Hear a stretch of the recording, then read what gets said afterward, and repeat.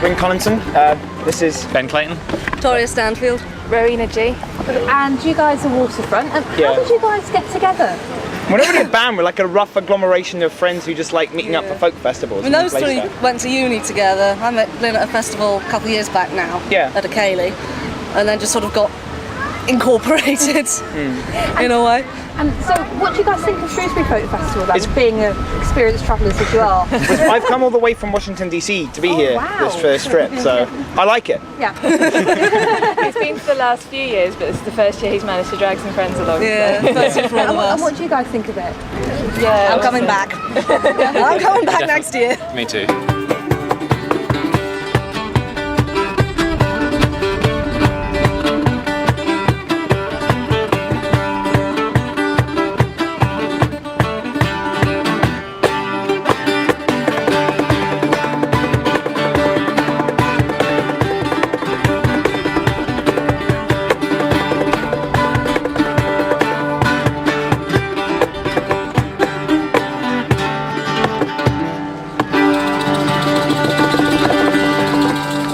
Well, I'm actually demonstrating the craft of bodging using my pole lathe and basic general green woodworking. I've also got my artwork here. It's all around the love of woodlands, really, and what I'm trying to show is how to use natural elements like wood in my work.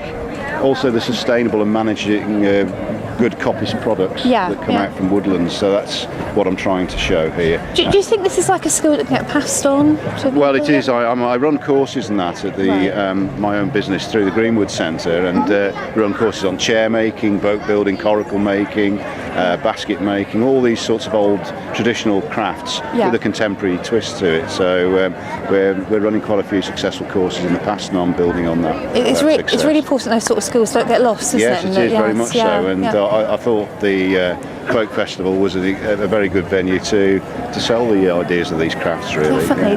Have you been around the photo festival yourself? Yes, I have. Yeah, and I really find it's a fantastic venue. It's such a lovely feeling in the atmosphere of the festival. I'm really glad I've come. It's my first year as well.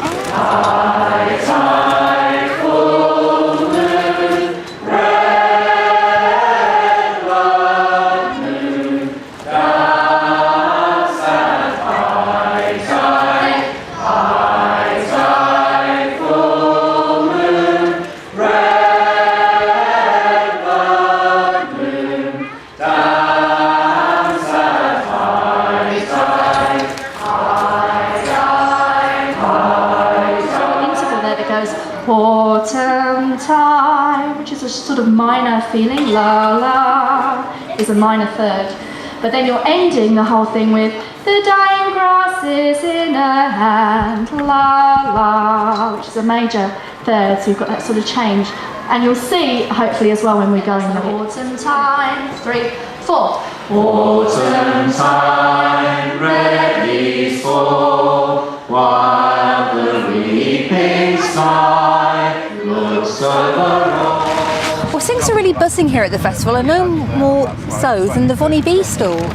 Vonnie, tell me a bit about yourself and how you got into this.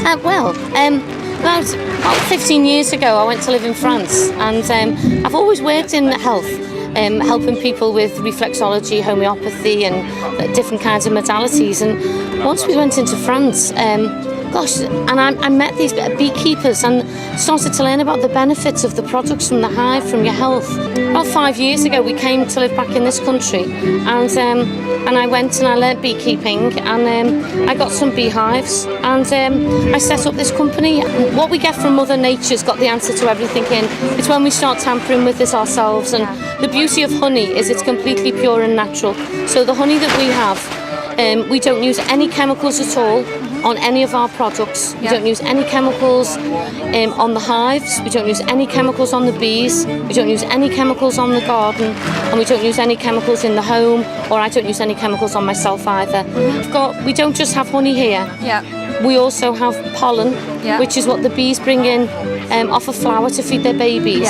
It's the most nutritionally rich food we have on the planet. I can't thank the organisers enough. All we've done is howl laughing. It has been so well organised and so much fun. Yeah, and the yeah. people are all so much fun. And we've been dressing up. This is our first normal day. We've had bee costumes on and wedding dresses and can girls and everything. But this is something I'll do every year because it really is a hoot. And we have literally cried laughing near enough every day. It's been great.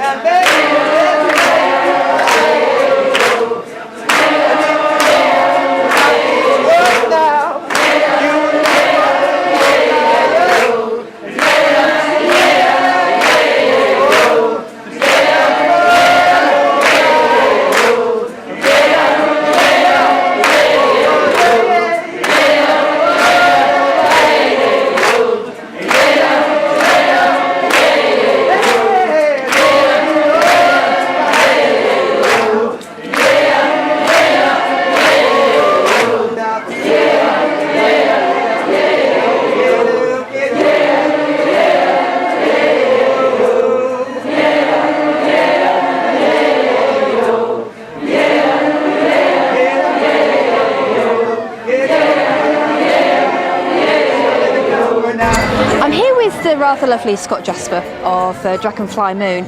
You take the drumming up a trade thing really seriously, don't you? Because as well as running the brilliant store here that you have, thank you. You also run the African drum workshop, don't you? Yes, I was invited just 3 years ago to come and do a bit of African drumming.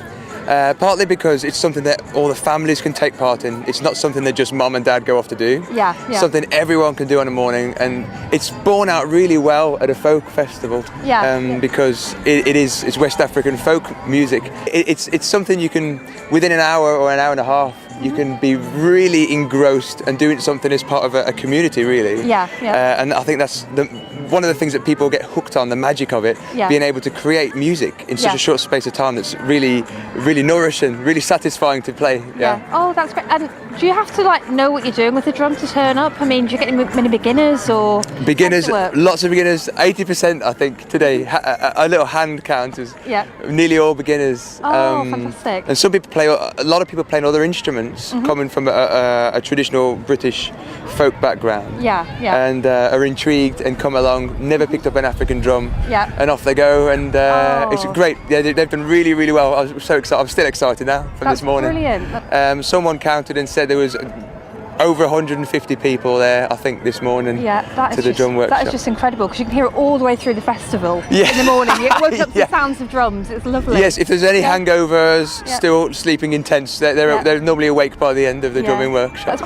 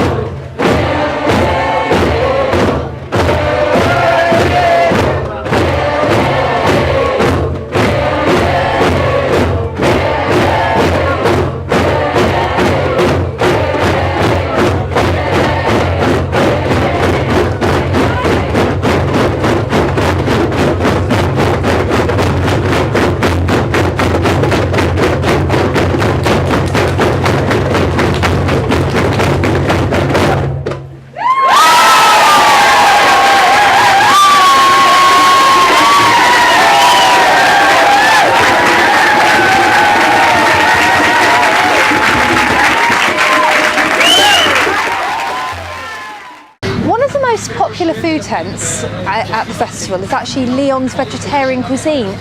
Leon, tell me a bit about the sort of food you do here and what people can get. Well, we do 3 curries on a bed of pilau rice, or sometimes when we're feeling a bit funny we do quinoa, and even more funny we do millet. So lots of different things there. We've got a couple of stews and a whole load of sort of salady selections, and even the most wonderful gâteau in the whole world called poppy seed gâteau, a real folkies